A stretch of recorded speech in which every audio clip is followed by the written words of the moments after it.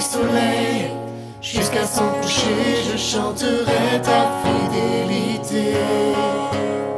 Au milieu de la nuit, comme en plein jour, je chanterai ton amour. Du lever du soleil jusqu'à son coucher, je chanterai ta fidélité. Au milieu de la nuit, comme en plein jour, je chanterai ton amour.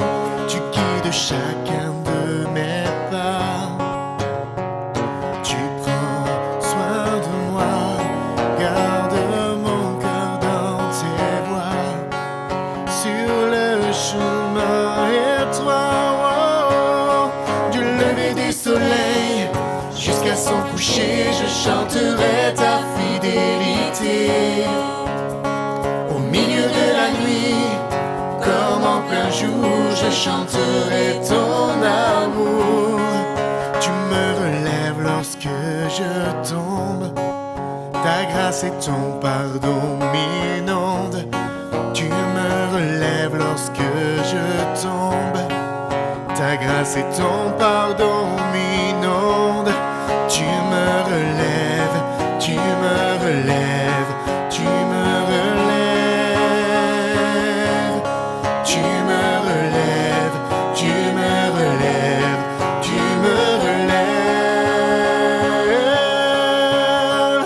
Wow, wow, wow.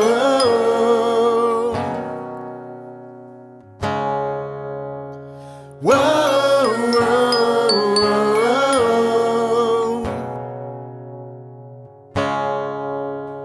du lever du soleil jusqu'à son coucher, je chanterai ta fidélité. Au milieu de la nuit, comme en plein jour, je chanterai ton amour. Oh, du lever du soleil jusqu'à son coucher, je chanterai ta fidélité. Au milieu de la nuit, comme en plein jour, je chanterai ton amour. Je chanterai ton amour. Je chanterai ton amour pour toujours.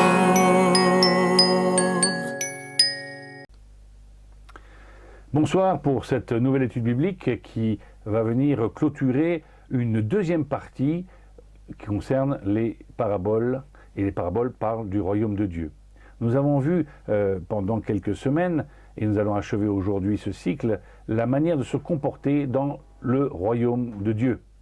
Effectivement, quand nous sommes dans le royaume de Dieu, il n'y a pas simplement une attitude future, mais il y a le vécu du déjà pas encore. Nous sommes déjà la tête dans le ciel, mais notre corps est encore ici-bas. Ainsi, il y a une attitude, une manière de vivre qui doit se démarquer chez celui qui appartient au nouveau royaume qui est à venir.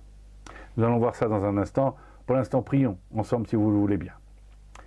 Seigneur, merci pour ces temps que nous allons passer ensemble autour de ta parole, que tu nous aides à la mettre en pratique, cette parole, et d'abord de la comprendre, puis de la partager aussi, de l'échanger, d'avoir ainsi des mots les uns avec les autres pour nous soutenir dans cette attente de quelque chose que nous ne voyons pas encore, mais dont nous avons la ferme espérance et la ferme assurance. Tu nous as donné cette foi qui nous permet d'avancer. Alors Seigneur, dans la prière aussi, permets-nous de croire que tu es présent, permets-nous de sentir ta présence et aussi de prendre conscience à qui nous parlons. Et nous, Seigneur, aussi à ne pas oublier l'Église en Arménie, au Liban, au Mali, et aussi ce soir particulièrement au Cameroun, qui a été durement frappé ces derniers jours. Nous te prions, Seigneur, que l'Église puisse se soutenir, ne pas se disperser en ces temps de persécution, mais au contraire, qu'elle puisse serrer les coudes et qu'ainsi ton nom puisse être connu et honoré, même de nos ennemis. Te prions, Seigneur, également pour toute cette époque difficile que nous vivons, cette époque de reconfinement ou de rétrécissement un peu de nos libertés, que, Seigneur, nous n'ayons point honte de l'Évangile et que nous puissions dire notre espérance en ces temps de désespérance. Merci, Seigneur, pour ce temps que nous allons passer ensemble. Au nom de Jésus-Christ. Amen. Oui, je disais donc que nous sommes en train de partager autour de la prière et cela fait écho au sujet que nous avons traité il y a une semaine. C'était l'histoire, il y a une semaine, d'une personne qui se met à s'en prendre particulièrement à un juge, une veuve, et qui insiste sur le fait qu'il faut absolument lui donner ses droits. Et le texte nous fait écho tout simplement en nous disant que nous avons le devoir, puisque nous avons un Dieu qui va répondre à nos prières, d'affiner et de persévérer dans la prière. Ce n'est pas simplement une bouteille lancée à la mer, mais au contraire, ce sont vraiment là des thèmes qui sont importants pour que nous puissions prier de manière juste, c'est-à-dire persévérer, affiner, réfléchir et prendre conscience que nous parlons à Dieu et que lui peut tout. Aujourd'hui, nous allons voir un autre aspect de notre comportement dans la prière, c'est celui qui peut être visible de l'extérieur, ou notre manière de nous présenter devant Dieu et devant les hommes. Il y a de ces gens qui ont de belles prières, des belles envolées lyriques, vous savez, de ces gens qui prient et qui ont choisi chaque terme. Cela peut être naturel chez certains, mais chez d'autres, c'est la recherche d'une forme d'imitation, de faire joli, d'avoir de belles phrases. Dieu nous demande surtout d'avoir un cœur bien disposé, c'est ce que nous allons voir aujourd'hui, plutôt qu'une hypocrisie. Le titre de notre étude aujourd'hui, c'était bien sûr, si vous l'avez suivi, si vous vous êtes inscrit avant, prière authentique plutôt que prière égocentrique. Prière authentique plutôt que prière égocentrique. Nous prions souvent beaucoup pour nous-mêmes et surtout, nous croyons juste quelque part dans la prière. Nous prions et nous disons, Seigneur, tu vois tout ce que j'ai fait. Alors maintenant, j'aimerais te voir à l'œuvre. Une espèce d'échange, de marchandage avec Dieu pour avoir un exaucement de prière. Ou peut-être une forme de justification. C'est là que je me pose la question, prenons-nous vraiment conscience de à qui nous parlons? Ou alors, c'est pire, quand nous prions, nous parlons à nous-mêmes. Mais je vous propose de lire le texte d'aujourd'hui qui se trouve dans Luc au chapitre 18, verset 9 et suivant. Lisons ensemble.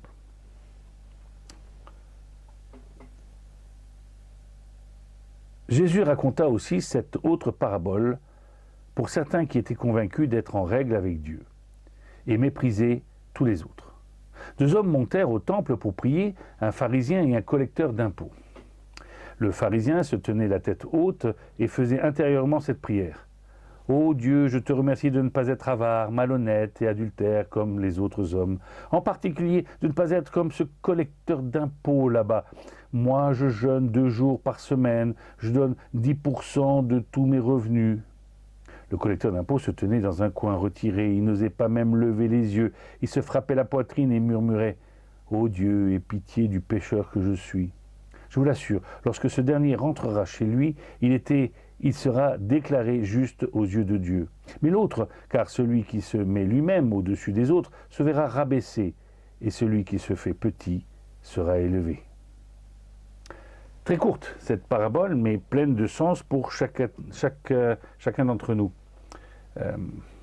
D'ailleurs, c'est vrai de se rappeler que la prière est un élément tellement compliqué, tellement complexe, que même les disciples, lorsqu'ils sont avec Jésus dans le sermon sur la montagne, on nous apprend que les disciples demandent « apprends-nous à prier ».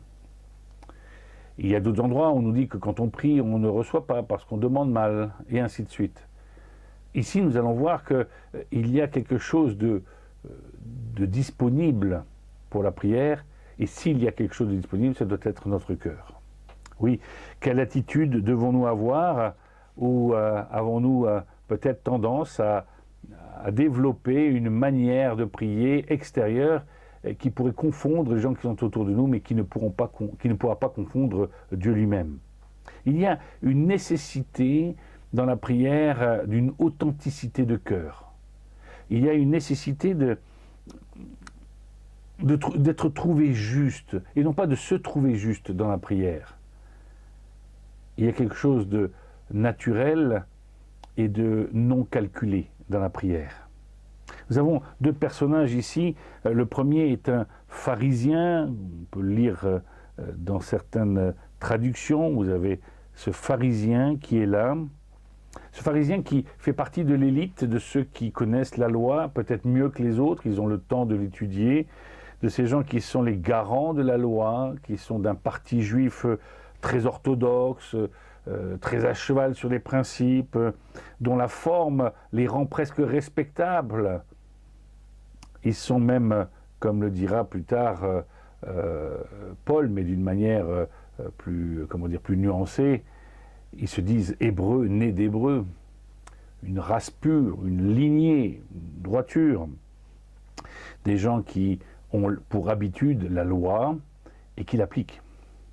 De l'autre côté, nous avons un publicain, collecteur d'impôts, on va dire de ces gens qu'on pourrait dire un peu comme limite, borderline avec l'occupant romain, un peu comme Zachée, si vous connaissez l'histoire de Zachée.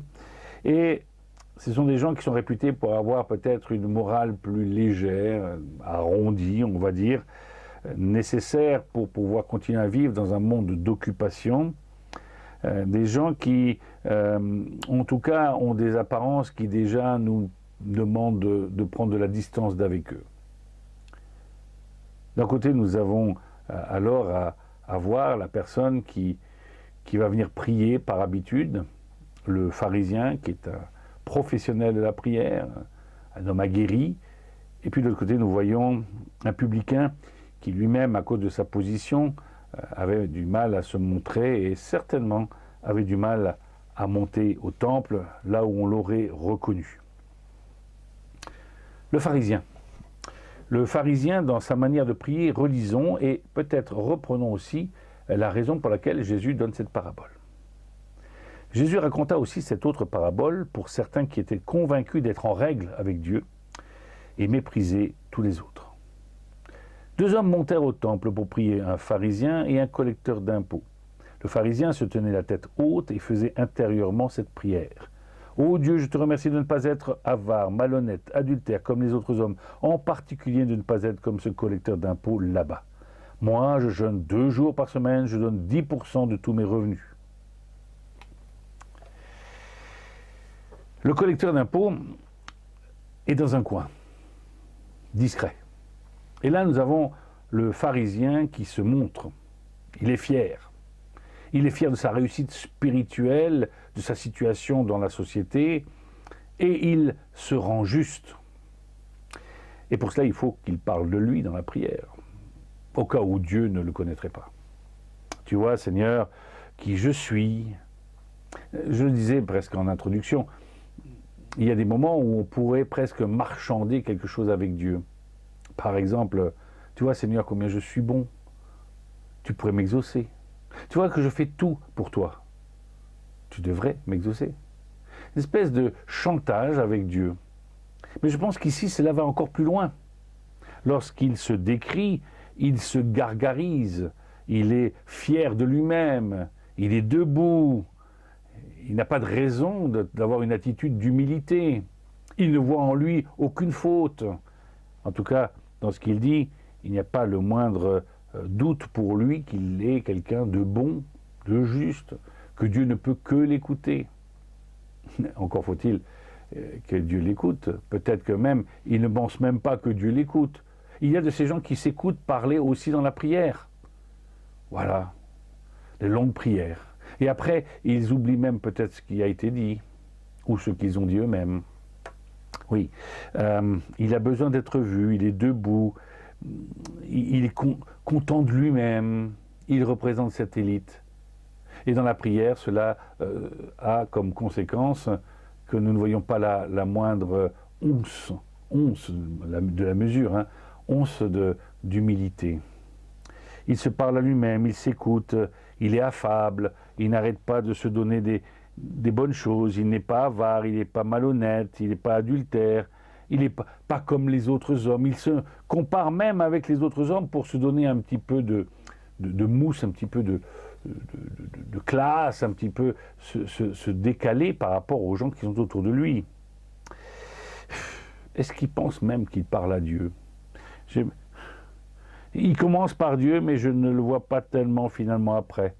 Il parle de lui pour pouvoir justement peut-être ne pas avoir à douter de quoi que ce soit qui soit en lui. La prière, ce n'est pas se parler à soi-même. La prière, c'est s'adresser à Dieu, se consacrer à Dieu et prendre conscience de qui est Dieu. Il me semble que lorsqu'on s'approche de quelqu'un, et cela m'est arrivé il y a quelques années, d'une personne qui était de l'entourage de la couronne d'Angleterre, on s'est posé la question comment on devait lui parler, comment on devait la considérer, non pas que ce soit une personne supérieure, mais chaque personne, il faut la considérer dans son entité. Je ne parle pas à Dieu comme à un copain, je ne parle pas à Dieu comme à mon père dans la chair, ni comme à mes propres enfants, ni comme à un collègue. Je parle à Dieu comme le fait qu'il est Dieu. Je dois considérer sa sainteté, je dois considérer le caractère sacré de Dieu, le caractère même du privilège que j'ai de pouvoir m'approcher de Dieu. Car Dieu en lui-même n'a pas besoin de moi, il n'a même pas besoin de mes prières dans l'absolu. Oui, prendre conscience que la prière est un privilège de parler à mon Créateur, à ton Créateur, à notre Créateur. Cela change complètement la manière d'appréhender les paroles. Lorsqu'on s'adresse même à des personnes importantes sur cette terre, on fait attention de ne pas dire des choses qui pourraient la blesser, mais aussi on tâche d'avoir une attitude d'humilité. On place l'autre en premier. Lorsqu'on parle à Dieu, cela doit être aussi dans cette même considération, dans cette même trajectoire. L'autre grosse erreur du pharisien, c'est qu'il va utiliser la comparaison. Je ne suis pas comme ces hommes là-bas, ce collecteur d'impôts qui est là-bas. Il met en avant le fait que lui est différent des autres. Le chrétien n'est pas différent des autres. L'enfant de Dieu n'est pas différent, sinon qu'il a été adopté par Dieu, qu'il a été appelé par Dieu. C'est dire que Dieu a voté pour lui, quelque part. Et cela doit nous rendre d'une grande humilité. Dans Éphésiens chapitre 2, on dit que nous ne sommes pas les auteurs de notre salut, mais c'est bien Dieu qui reste en toutes circonstances l'auteur de notre salut. Ce n'est pas par nos œuvres que nous sommes rachetés, mais c'est bien par une grâce de Dieu, par un choix de Dieu, par un mystère de Dieu, qui nous donne la foi, qui nous donne son Esprit Saint pour que nous puissions prendre conscience de notre péché et alors nous détourner du monde pour pouvoir nous rapprocher de Dieu. Oui, cet homme qui est là, qui se congratule, il est même obligé dans sa liste de se différencier des autres. Et en particulier, il choisit celui qui est pécheur, celui qui semble être plus mauvais que lui par nature. Se congratuler, n'est-ce pas là quelque part une preuve d'orgueil et en même temps une forme d'hypocrisie? C'est-à-dire que nous donnons une attitude de nous-mêmes, nous décrivons une attitude de nous-mêmes qui n'est pas la vérité. Ou alors, peut-être que cet homme est fou, mais des fois nous sommes pris de cette folie de nous croire supérieurs aux autres. Nous connaissons l'expression commune de Jésus. Regarde la poutre que tu as dans tes yeux plutôt que la paille qui est dans celle de ton prochain. Il y a cette attitude de réalisme par rapport à sa propre vie qui fait qu'il n'y a pas d'authenticité dans la démarche du pharisien. Cet orgueil va même encore plus loin. Il est, comment dire, il est presque brutal, dans le sens où il va même faire la liste de ce qu'il a fait, de ce qui devrait être gratuit, de ce qu'il a donné à Dieu. Je jeûne 2 jours par semaine, je donne 10% de mes revenus, je fais toutes les fêtes, etc., etc. Je respecte tout. Mais tu n'as pas à t'en vanter. Tu fais juste ce qui t'est demandé. Tu as donné à Dieu et maintenant tu t'en vantes. Décidément, ce pharisien ne nous est pas affectivement proche. Nous n'aimerions pas le rencontrer. Ce doit être un homme de la pire des espèces, imbu de lui-même. Mais c'est aussi comme ça que nous sommes de temps en temps. Nous expliquons ce que nous faisons. Combien de livres de témoignages commencent par « j'ai fait ceci, j'ai fait ceci, j'ai fait cela ». Et si nous parlions de l'œuvre de Dieu dans nos propres vies, ce que Dieu a fait pour ma propre vie, il peut la faire pour toi, pour notre prochain. Il est capable de transformer nos paroles en quelque chose qui portera du fruit pour les autres et pour lui. Je n'ai pas besoin, moi, de fruits pour moi-même. Je suis sauvé, j'ai la grâce de Dieu. Ce n'est pas un orgueil, mais c'est un devoir après qui implique que j'ai à prier de manière juste, authentique, et non pas dans un égocentrisme malsain, un anthropocentrisme que nous verrons un petit peu plus tard, où je place l'homme avant Dieu. Oui, se congratuler, c'est ne pas comprendre aussi toute l'œuvre de Christ à la croix. Le Christ s'est donné. Il ne revendique rien pour cela. Il s'est donné pour que je puisse vivre. Et si toi, dans la prière, tu te donnais à Dieu pour que l'expression de ta vraie vie, de tes vrais besoins puisse alors ressortir. Où est la justice? Où est la miséricorde? Où est la fidélité? Justice, miséricorde, foi, fidélité. Ce sont des éléments que nous retrouvons tout au long des évangiles, qui sont la marque des enfants de Dieu. Je ne me compare pas, parce que de la même manière que j'ai besoin de la grâce de Dieu, de la justice de Dieu, mon prochain l'a aussi. Je n'ai pas besoin non plus de faire une liste de tout ce que j'ai fait pour Dieu, car je vis déjà devant un don ineffable, que je ne peux même pas décrire tellement il est grand. Celui du don du Christ à la croix, pour que je puisse vivre. La mort de quelqu'un pour que moi je puisse vivre. C'est la miséricorde. Et finalement, même la foi, ce fait que je puisse croire, que je puisse me consacrer à Dieu, que je puisse comprendre les choses de Dieu, c'est un don qui nous est accordé aussi. Dans la prière, je ne viens pas avec tout ce que je peux donner à Dieu. Je viens avec tout ce qui lui revient, de toute façon. À savoir, même moi-même, ma nature pécheresse est entre les mains de Dieu.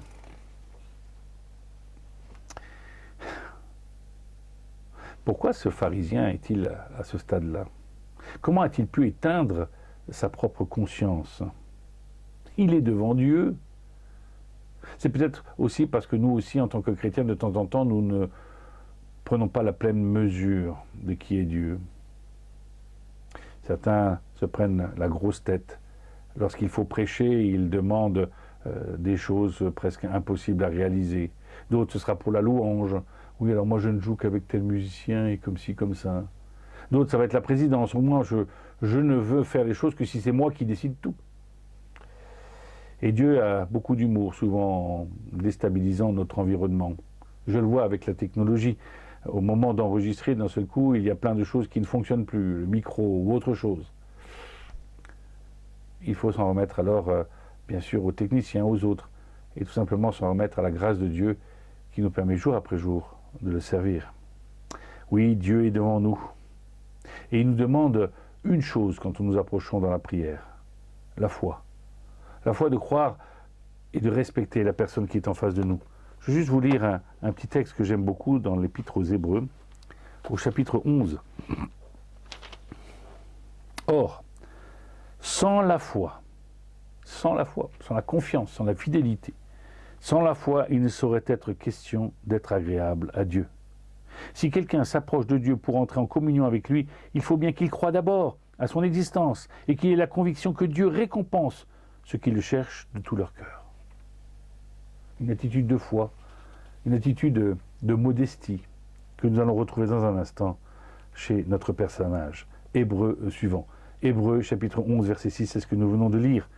J'ose prendre avec vous un autre texte qui se trouve dans Romains au chapitre 14 également. Chapitre 14 de Romains, nous lisons ainsi.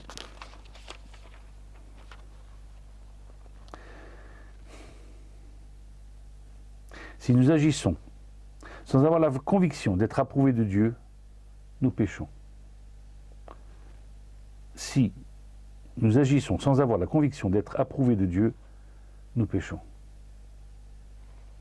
La prière, ce n'est pas une espèce de lieu où nous mettons tout en vrac devant Dieu, et Dieu choisira bien là-dedans ce qu'il veut. Non, c'est un temps particulier de préparation, d'énonciation, énonciation, et d'authenticité et de vérité. Ouais. Je n'ai pas à faire la liste des choses que j'ai faites pour Dieu, il les connaît. J'ai à reconnaître d'abord les choses que je n'ai pas faites pour Dieu. Et cette attitude d'humilité nous permet alors de mieux recevoir ce dont nous avons besoin au quotidien devant Dieu. Des fois je demande, je ne reçois pas, parce que je demande pour moi, et je n'ai pas encore compris quels sont mes vrais besoins. Passons à notre prochain personnage, le publicain, le collecteur d'impôts. Il a une attitude finalement à la fois de discrétion et d'indiscrétion. Je vais vous dire pourquoi dans un instant. Lisons ensemble ce que fait que le collecteur d'impôts. Verset 13. Le collecteur d'impôts se tenait dans un coin retiré, il n'osait pas même lever les yeux au ciel. Il se frappait la poitrine et murmurait « Ô Dieu, aie pitié du pécheur que je suis ». On n'en sait pas plus. On n'en sait pas plus. Jésus s'arrête là. « Ô Dieu, aie pitié du pécheur que je suis ».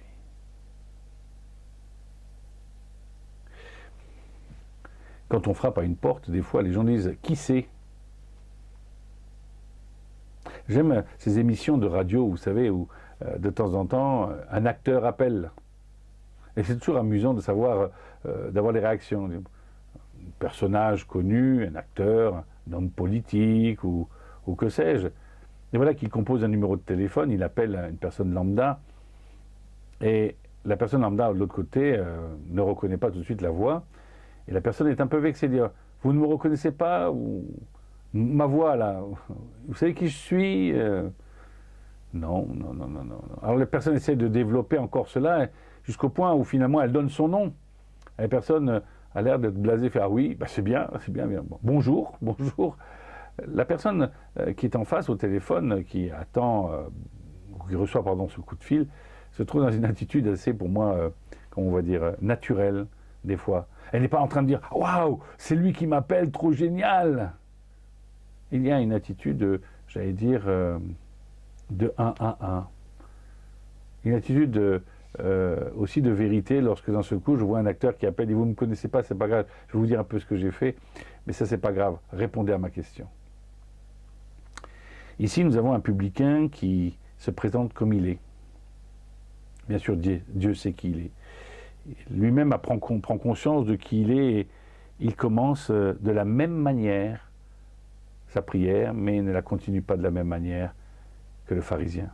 Vous vous rappelez comment a commencé le pharisien ? « Ô Dieu, je te remercie de ne pas être avare. » Et l'autre, c'est « Ô Dieu, aie pitié du pécheur que je suis. » Le personnage prend du recul dans la prière. Il a pris conscience de la personne à qui il parle.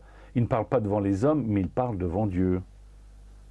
Le premier a parlé en son fort intérieur, car il se parle à lui-même. L'autre murmure. Il émet des sons. Il pourrait être entendu. Quelle honte pour lui. Mais il n'a pas honte de ce qu'il est, dans le sens où il sait ce qu'il est. Et de la vérité, on doit juste l'énoncer. Il comprend qu'il est devant Dieu. Sa crainte est perceptible. Il est comme dans une attitude où je prie, mais je ne sais même pas si j'en ai le droit, si je peux m'approcher de Dieu. Il prie et fait monter ses prières. Elles dépassent sa personne. L'autre, il parle de lui, de ce qu'il a fait, de ce qu'il est, et de ce qu'il n'est pas par rapport aux autres. Et tandis que là, de manière très courte, et de tout son cœur, notre publicain, notre collecteur d'impôts, il se met à nu. Une expression dit que la prière du cœur atteint toujours le cœur de la prière. Je répète, la prière du cœur atteint toujours le cœur de la prière. Il s'agit d'être juste. Et lorsqu'on est juste, on commence par soi-même. On dit qui on est, avec l'humilité qui nous permet alors de pouvoir écouter ce que dit l'autre. Il y a des gens qui, lorsqu'ils vous parlent, ils vous disent déjà ce qu'ils sont. Moi, j'imagine le pharisien, notre premier personnage, un peu comme ces gens qui vont chez le médecin et qui ont consulté Wikipédia. Voilà, docteur, j'ai ça, mais comme je ne peux pas faire d'ordonnance, je vous dis ce qu'il faut me faire, vous me faites l'ordonnance. Ils expliquent en fait avec beaucoup d'humilité au médecin ce qu'il doit faire. Et je vois le second personnage, le publicain, comme ces personnes qui arrivent avec reculons, j'allais dire, avec conscience qu'ils n'y ont pas droit naturellement, qu'il y a quelque chose de surnaturel à recevoir une réponse, des fois, de spécialistes. Ils viennent et ils s'attendent de toute façon à un diagnostic ou autre chose. Ce n'est pas eux qui sont les médecins, mais c'est l'autre qui l'a. Ils viennent chez le médecin avec cette attitude de « je veux une réponse ». Et pour ne pas embrouiller les choses, j'accepte d'ouvrir mes oreilles pour entendre. Il prie, il fait monter ses prières, il n'est visiblement pas quelqu'un qui va parler de la justice de son travail et justesse de son travail, puisque les collecteurs d'impôts faisaient un travail qui était nécessaire. Il n'était pas forcément mauvais, il y a certains qui trichaient, mais ils faisaient un travail qui était nécessaire au sein de la société. Oui, tout simplement, même s'ils avaient fait quelque chose de mal, ils n'étaient pas aux yeux de Dieu pire qu'un autre, ni meilleur qu'un autre. Il n'y a pas pour Dieu de petits ou de grands péchés. Il n'y a que des péchés qui ont des conséquences différentes. Mais le péché fait de l'homme un pécheur, point barre. Il n'y a pas d'histoire de P majuscule ou de P minuscule. Non, il y a un moment où le constat de qui nous sommes doit nous donner de manière universelle une attitude authentique devant Dieu. On ne triche pas. Certains textes disent que nous sommes nus devant Dieu. Il nous voit tels que nous sommes. Alors pourquoi en rajouter? Venir dans cette attitude, c'est aussi venir alors donc les mains ouvertes. Et Dieu pourra accorder ce dont nous avons réellement besoin. Bien sûr, nous avons toutes sortes de sujets de prière, mais ici nous sommes dans cette attitude de base du chrétien. Cette entrée, cette porte d'entrée dans le royaume des cieux. Cette porte d'entrée continuellement renouvelée jour après jour par une chose qui est importante, le pardon de Dieu. Nous arrivons courbés devant Dieu et en Christ nous nous redressons et nous marchons de manière fière parce que nous sommes appelés enfants de Dieu. J'ai entendu toutes sortes de choses ces derniers temps, un peu abracadabrant, tous ces gens qui disent nous sommes tous enfants de Dieu. Non, nous ne sommes pas tous enfants de Dieu. Nous sommes enfants de Dieu par adoption.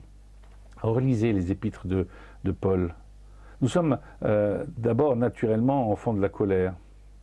C'est encore les Écritures qui nous le disent. Nous aimerions bien être dans un camp de neutralité. Il n'y a pas de neutralité devant Dieu. Il n'y a que ceux qui ont choisi ou ceux qui ont subi.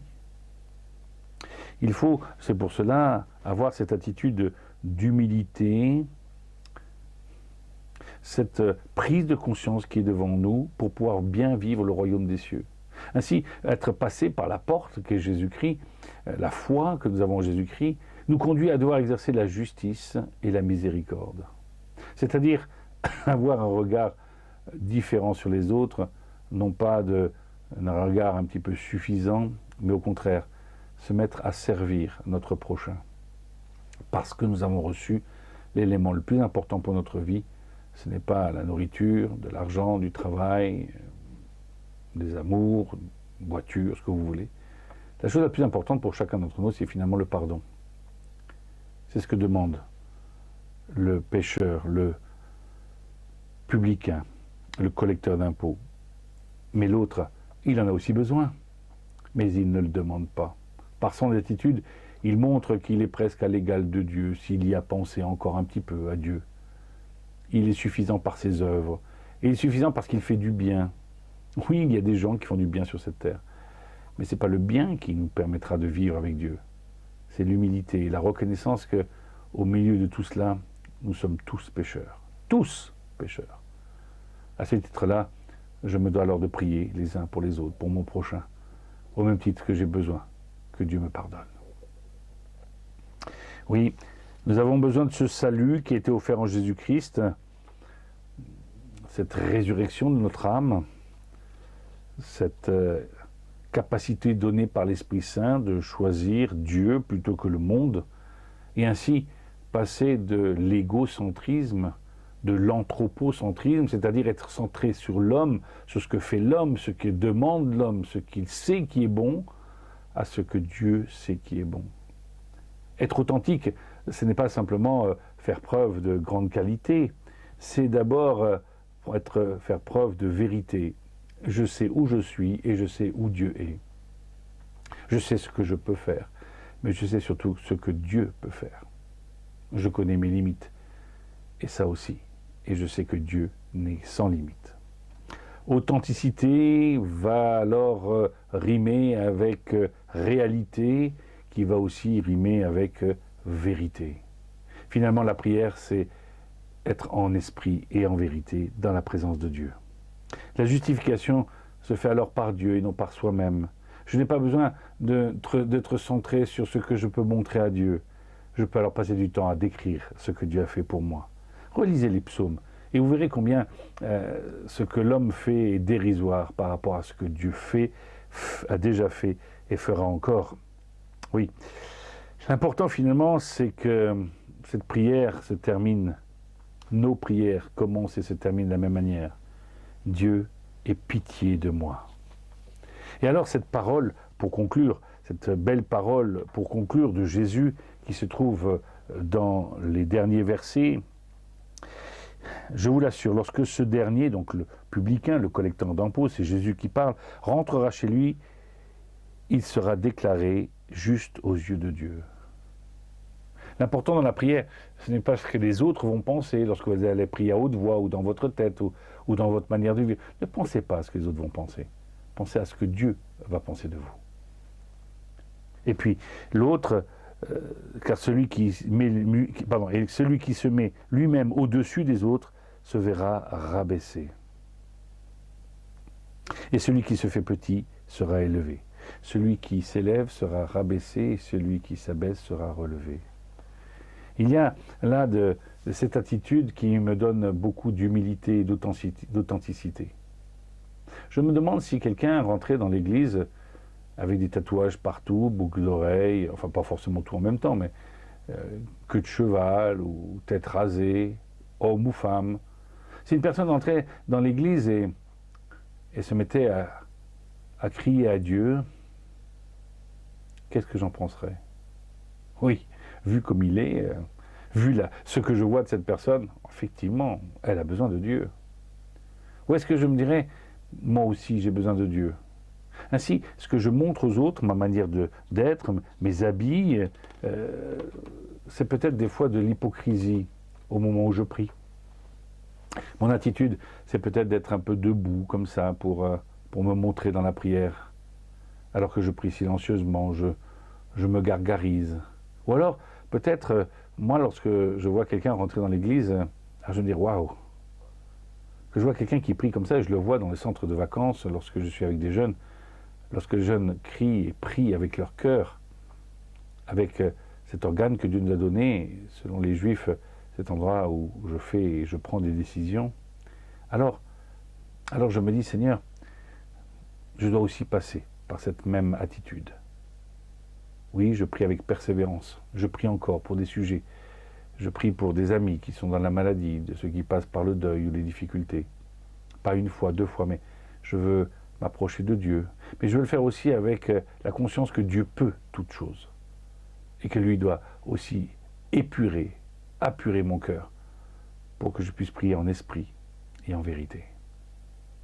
Peu importe alors la manière dont je suis habillé, ou je suis coiffé, ou peut-être que je n'ai pas les habits du dimanche, le dimanche, mais pourvu que mes paroles soient empreintes d'authenticité. Que le Seigneur vous garde, je vais prier dans un instant. Seigneur, merci pour cette parabole qui nous rappelle que tu veux de la simplicité et de l'authenticité, de la vérité proche de la réalité. Tu nous demandes, Seigneur, de prier avec nos mots, avec notre cœur, et de commencer par cette humilité de dire, Seigneur, aie pitié de moi. Et je sais, Seigneur, que après cela, ton Esprit Saint pourra me donner les mots qui sont justes, les choix de ce pourquoi je dois prier, et un cœur qui se donnera à fond avec persévérance pour cela. Seigneur, merci pour cette marque du royaume de Dieu. Merci pour toutes ces personnes qui ont prié pour moi, pour que je devienne chrétien, que je sois ce que je suis aujourd'hui. À moi, Seigneur, maintenant, de prier pour les autres. Que chacun d'entre nous, Seigneur, nous prenons conscience de l'importance de la prière dans le royaume des cieux. Au nom de Jésus-Christ. Amen. Je vous souhaite une très très bonne semaine. J'espère que les choses vont bien se passer. On ne sait pas trop à quelle sauce on va se faire manger dans les jours qui viennent. Mais en tout cas, soyez encouragés et à dimanche prochain pour le culte. Vous pouvez vous inscrire, je crois, sur le site. On ne sait pas encore si on aura l'autorisation d'être en présentiel, mais de toute façon, inscrivez-vous. Si ça n'allait pas, on pourra se voir alors en direct à l'antenne, autrement. En attendant, je vous aime fort. Soyez accompagnés par le Seigneur. À bientôt.